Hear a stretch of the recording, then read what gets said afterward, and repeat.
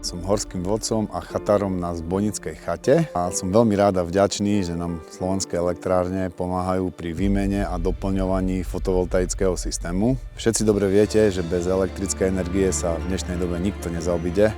A my to máme o to ťažšie, že si nevieme len tak niečo zapnúť do elektriky, ale najprv si ju musíme sami vyrobiť. Momentálne sme vymenili staré existujúce panely, ale čo je úplná alfa omega, že sme znova vymenili ten náš starý safebox elektrický vo vnútri v chate. Toto je ten celý nový systém. Máme tu taký displej, kde vieme pekne vidieť, čo sa deje aktuálne. Bude to super aj pre turistov, pretože keď sa budú blížiť k našej chate, nebudú počuť hluk dieselagregátu, ktorým sme si teraz dopomáhali a vyrábali tú elektrickú energiu. Tí, ktorí ste boli vo Vysokých Tatrách, navštívili ste našu dolinu, tak viete, že Vysoké Tatry sú skvost slovenský. Veľmi radi by sme túto nádhernú prírodu zachovali aj pre budúce generácie a preto je veľmi kľúčové, že nevytvárame emisie a že to prostredie bude také aj od 100, 200, 300 rokov.